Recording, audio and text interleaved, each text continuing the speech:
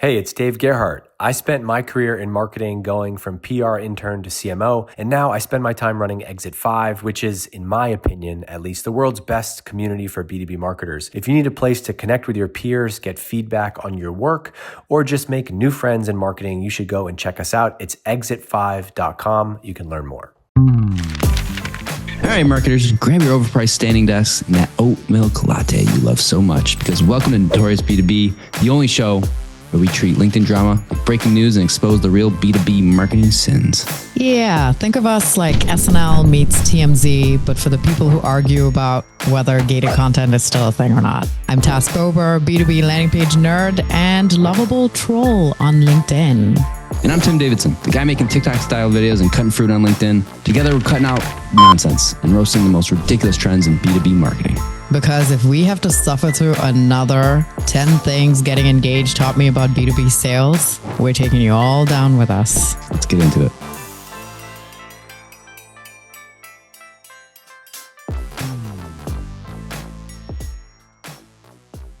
This episode is brought to you by our friends at Vector, the tool that makes sure you're getting your ads in front of your exact buyers. You know, the people that are actually visiting your website, clicking your ads, researching your competitors.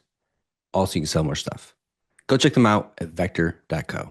For those who do not know, the CEO, Andy Byron of Astronomer.io. Cool name, in my opinion. Astronomer.io, yeah, because Yeah, cool. you're Mr. Space Guy. And his chief people officer, Kristen Cabot, were caught having an alleged, I have to say alleged, okay, affair. They could just be close friends. On the Jumbotron at the Coldplay concert. And the funny thing is, the person who actually exposed them was Chris Martin himself. Which is hilarious. Okay, so someone sent us the tweet, and then someone tagged Grok, and Grok provided the summary on the tweet. So this is what happens. So we're going to play the video. Yeah. Oh, look at these two. All right, come on. You're okay? Oh, what? Either they're having an affair or they're just very shy. I'm not quite sure. Now, the explanation. This video from a Coldplay concert in Boston shows Astronomer CEO Andy Byron and his chief people officer Kristen Cabot on the Jumbotron during a Kiss Cam segment, appearing intimate and cozy. Not just intimate and cozy. He has his whole arms like around her, and she has her arms on his arms. I mean, it is like the backward huggiest bear hug. hug. It's like the Yes. back, like, you know, like the, yeah. Yes. Okay. Sources confirm their roles. Speculation arises of an affair as both are reportedly married. So Chris Martin Brutal. even calls it out because the minute they show the video and they realize they're on TV, she immediately turns around and he like bows out of the shot. And Chris Martin says either they're having an affair or they're just very, very shy. And he says this on the mic and people are like laughing, going crazy. Obviously, the video then goes viral on TikTok with people commenting, well, if they didn't react like that, it probably would have never gone viral, right? No one would have thought anything of it. Like, oh yeah, here's this random white couple. Now, here's the funny thing. Kristen joined the company 9 months ago and describes herself on LinkedIn as someone who wins trust with employees of all levels, from CEOs to managers to assistants. Obviously, the internet's having a ball with this, and the trolling is real.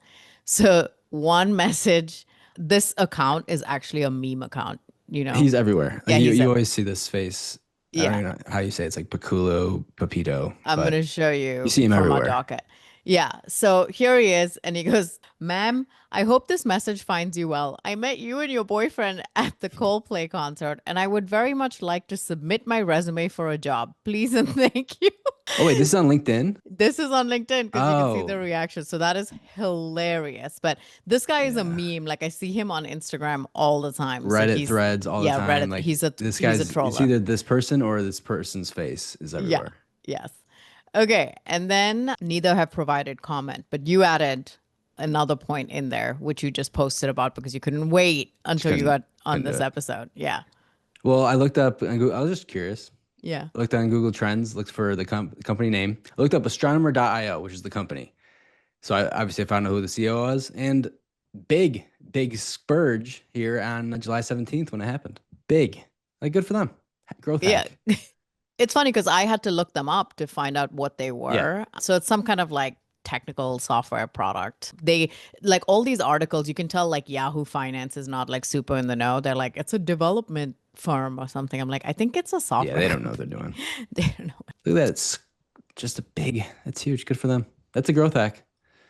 Does it tell you how big of a spike or no? I mean, it's not that big. It goes from like, it basically goes from like goes from a couple nothing. a day. But it's like, but 100. relatively, like apples to apples, it spikes massive, right? Yes. Like if I go to past 12, there's something on October 27th. So I was just curious, like, is that like a funding date? Their Series D was 93 mil. Holy shit. Dude, it's like the biggest company I've never heard of. Like, until now. Now. Okay, fine, fair. Good for that. Good for them, but this is not good for them right now. Here's the thing is that I was reading all these articles and a lot of them were like, it's career suicide. Like his family's destroyed. He's going to have to step down. And I wonder if that's actually the case because it didn't really have anything to do with the company. But if there's like a board, they're going to be like, you got to get out because this is not looking good for us. We'll circle back if there is a resignation, but I doubt that there is. I don't think it's, I mean, the family's going to be destroyed. The relationship could actually go very well if they just like, all right, this is it. Like we're gonna stay together now forever. Yeah. Like and now things are out of the bag. Yeah. Like, all right. Might as well. Hey there, Jess Cook, head of marketing at Vector here. And anyone who listens to Tass and Tim on Notorious B2B is a friend of mine. So I'm gonna hold your hand while I say this. Native targeting is filling your funnel with ghosts. Wouldn't you rather put your ad dollars toward, I don't know, people on your website, clicking your ads, researching your competitors? I know I would. Vector lets you build ad audiences from those exact people. Unlike native targeting, which gatekeeps that shit, only letting you pick like some titles and industries and then just trusting them to show your ads to the right people. Boo. Okay, rant over, go to vector.co and get your ad audiences right. Hey, I'm Sahil, CEO of Spiralize, the company that captures winning A/B tests from 78,000 websites. So yeah, we've seen what actually works. This February, I'm teaming up with folks like Anthony Pieri, Jess Cook, Rob Kaminsky, Taz Bober, and Alina Vanderberg to host Above the Fold, a workshop-style event designed to help you build a better website. No keynotes, no panels, just hands-on practical sessions you can actually use. And one more thing, we're skipping the useless conference swag. No stress balls, no XXL t-shirts, no USB drives from 2008. Instead, we're donating that budget to charity and giving you something better, real takeaways that don't end up in the landfill. Join us in February. Get the details at spiralize.com/abovethefold. So Astronomer, as we know, their CEO and chief HR officer were cuddling on the Jumbotron. Chris Martin of Coldplay calls them out. Viral moment, huge thing. The CEO eventually resigns. His wife removed her last name of Byron off of all her socials without a statement yet. I have not seen anyway. And the interim CEO and co-founder put out a statement saying, now we've become a household name because of this, right? That's the latest update. And then the latest is that they decided to run a PR campaign, which is interesting. So what they did is hired Gwyneth Paltrow, which is Chris Martin's ex-wife, to be the temporary spokesperson for Astronomer. And they essentially put out what actually is a product overview explainer video, but they weave in a little bit of the scandal. Okay. Good clip. Should we play it and like give the reactions or no? Yeah, we can play it. Let's see. It got so I got big. it right here. It went it got its own virality. Yes. Hey, on Twitter, it went wild, I saw. It went wild on Twitter, made its way to LinkedIn. I was actually trying to find the negative reactions, and I was just going through posts and posts and posts of it. So we're going to play it right here. Yeah, right here. All right, so this is on YouTube. I mean, just YouTube itself has 731,000 views in 3 days. Wow. That's YouTube itself, right? That's like, damn. Thank you for your interest in Astronomer. Hi, I'm Gwyneth Paltrow. I've been hired on a very temporary basis to speak on behalf of the 300 plus employees at Astronomer. Astronomer has gotten a lot of questions over the last few days, and they wanted me to answer the most common ones. Yes, Astronomer is the best place to run Apache Airflow, unifying the experience of running data, ML, and AI pipelines at scale. We've been thrilled so many people have a newfound interest in data workflow automation. As for the other questions we've received, yes, there is still room available at our Beyond Analytics event in September. We will now be returning to what we do best, delivering game-changing results for our customers. Thank you for your interest in Astronomer.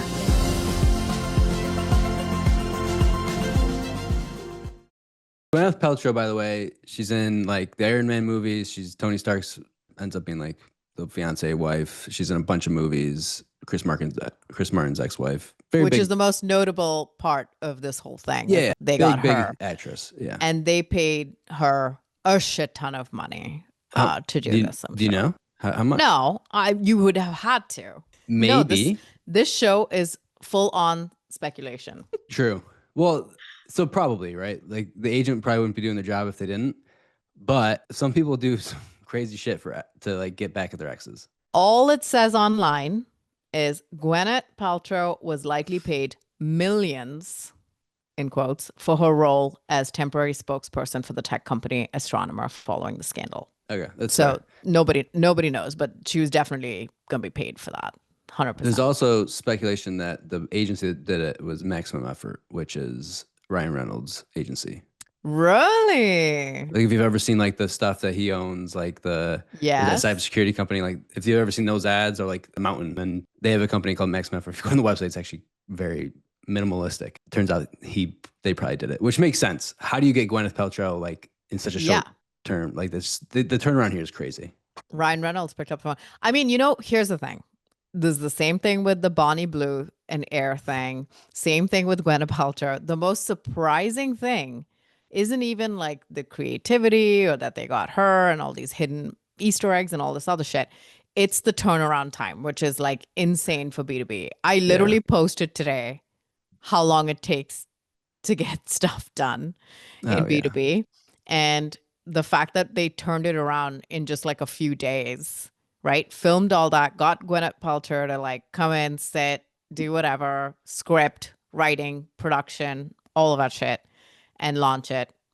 Awesome. So for that, I commend them. Think about that. July 16th was the Chris Martin, their concert, the Coldplay concert. Okay. So it happens at night. Yeah. And then this post about the video. So the video came out 3 days ago. So that is July 26th. So within basically 9 days, this happened. Production, getting Gwyneth Paltrow, like in a studio, makeup, like all that stuff. That's crazy. And getting the approvals internally from not just they don't have a CEO the anymore, interim people. Yeah, but he's not the only one. B2B, we know no one makes the fucking decision in a vacuum. They were just like, they had to run it by everybody, but they probably were like, fuck it. We got to like jump on this now. Yeah. There were obviously a lot of posts, but outside of the second wave of virality, like they got featured on CNN, right? But more importantly, everybody on LinkedIn, was sharing their thoughts. That's the most important. Who gives a shit about freaking CNN, right? So there were lots of positive feedback like this one this is just one of many. I just collected a couple of them. So Melissa, who said absolute brilliance. Huge shout out to Astronomer PR and marketing teams for finding a smart way to shift the energy. Then there was this one, which I thought was a nice write-up of it. And it said, masterclass in crisis management, the VP of marketing, All Voices, Emily Fennick. Astronomer hired Gwyneth Paltrow, Coldplay, Chris Martin's ex-wife, to handle common questions they've been getting since the Kiss Cam melter. The first one being, OMG, WTF. She responds with their data and AI products. The second one, how is your social media team holding up? She responds, promoting their upcoming conference. Brilliant. And they came up with this while navigating a crisis and change of leadership. So that one was really good. And then our buddy Dom, you sent me this one, but I think it might have been the first one that you saw. And he just said, honestly, can't deny it. their marketing team is truly remarkable. And he actually just had a screenshot of his Instagram, which is funny. The reason I shared this because I don't know much about celebrity stuff, so I didn't even know when I saw the video. I didn't even know that Gwyneth was the ex-wife of Chris Smart. So that the reason I sent that was like, oh, that's actually makes it so much better than what I thought. I just thought Yeah. they hired someone and they did it. I didn't realize the connection there, which was made it so much better. I didn't realize it at first either. I'm not very good at these things, so people have to put them together for me. But yeah, I saw that. But I mean, I found out very quickly after because my whole feed was just like, you know. Yeah, full I of- just know her as Tony Stark's wife. That's all I know. Yeah, Tony. Her actual fake character. You know, the marriage is there, but not the real life one. When she shows up in Endgame, that made me cry. That was cute. It made you cry. When she shows up at the end battle and she's in the suit, and she comes down, she Yeah. opens the face mask. It just makes it maybe not It cry, made you- but a little You cried. goosebumps. You cry. A little bit, yeah, a little tear. You Little cry. tear You happy. cry for movies. I've been known to cry kinda- for movies. Yeah, Oh, that's kind of sweet. they get me going. Wow. Some of them get me going. Yeah, This is a very soft side of that's you. a happy one though. That was a happy cry though. That was like anything with dogs done. I'm out. Like Yes. you can't even oof. Yes. But that one's it was good. I'm crying right now because of it almost. Okay. Let's not lie to people. There's enough lying. Let's talk about Okay. it. Now, lots of positive feedback Yes. featured on CNN, but there Yep. was also a lot of negative Negative. feedback, right? Which was all over my feed and now I can't find a single one. But the negative feedback essentially was around how people's lives are ruined. They're making light of the situation.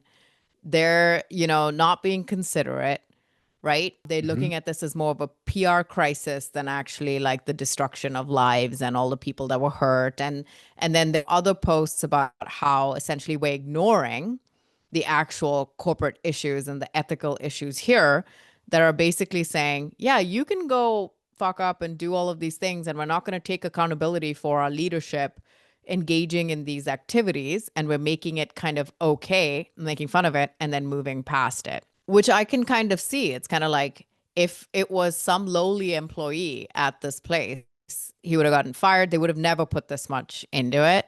No. Would it have also gone that viral? No one knows. But kind of agree with that. But kind of like not doing the accountability piece. They're probably like, okay, well, we got rid of him. That's enough. And we're just gonna go ham. But what do you think? What are your thoughts? I think it was great. I think everyone that's complaining about it can fudge off. Like that's craziness.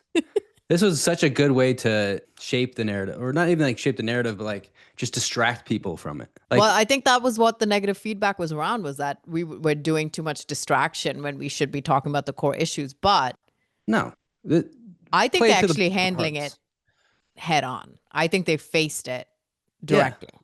It's not like they literally the questions that Gwyneth was answering were basically those. Like Yes. they brought it into it. It's what you do when something bad happens. You kind of lean into You it, shift it. right? Yeah. Like you don't hide it. Like there's really no way to hide this. It's Great. like when the Duolingo thing happened with the CEO and the AI stuff, and then they decided to delete all of their social posts and said that they were actually hijacked by the higher ups and they didn't approve that message and things like that. They were trying to do like the backtracking. So it's kind of handling, how do we handle it face on, but also tell people what we actually do. But there were even some people who were like, oh, what a missed opportunity because I still don't know what the fuck they do. Which, I mean, we're not the audience, I guess. We're not but, the audience. Yeah. Like what, I don't know what an Apache workflow, airflow, whatever is. So I mean, and not for nothing, like from what the bad reactions I saw were mostly like actual PR professionals. And I'm sorry, but you're still putting out like, what are those called? You're still putting out press releases. yeah, on For the like freaking product Newswire. updates. Yeah, on the Newswire and freaking Reuters. Oh my, no one sees those. Who cares? Yeah. Like, what is wrong with you? Just stop. This is actual. This is This is great. actual PR. This is was actual PR. Maybe. I don't even know if you call it PR. I just think it was just a good, and like all the people that were talking about it, I think it was great. Yeah. Good for them. We'll see. I agree. I think that there are more pros than there are cons to that situation. One, people are already talking about it, so they capitalize on the relevancy piece. The second thing is it was a creative way to acknowledge the situation, but also tell people what Astronomer does or who they are. For the right ears, they would be like, oh, okay, I didn't even know they existed. Three, the speed at which it launched. Like, these are things we don't get to see in B2B, is like the very quick responsiveness, the speed without the approval processes, and then the creativity on top of that with the little Easter eggs. So you know what? Fine. 9 out of 10. The one mark is like, okay, they took the risk of, it's potentially going to come across as like inconsiderate, or we know people are getting hurt, like whatever. But also, it's a for-profit company. Yeah, it's already done, you know? It's already done. But you know what? Money talks. They were at their Series D in May. We'll see what happens, right? Will they go IPO? Will they grow? We'll probably do a circle back in a year and be like, yes, this killed, or, they maybe closed down. All right, let's be honest. You probably didn't go to school for B2B marketing. I didn't. And that's exactly why we built Exit 5. It's now the top community for B2B marketers. You can learn more about our community and our in-person events over there at exit5.com, or at least join the newsletter. I read every message, and I promise that if you reply, I will reply back. See you over at exit5.com. Big thanks to Vector for keeping our ad dollars where they belong, in front of people that said would love to talk to you. So stop donating your money to native ad targeting and start targeting your exact buyers with Vector.co. And that's a wrap on Notorious B2B, where we expose the nonsense and remind you that most B2B marketing is just a very expensive guessing game. Don't, and post a passive-aggressive LinkedIn poll about it. We'll still find you. And if you have B2B drama we should cover, slide into our DMs. We accept screenshots, leaked internal memos, and questionable brand rebrands. Until next time, keep your marketing unhinged and your LinkedIn bio free of the words growth hacker. See you later. Later, skater.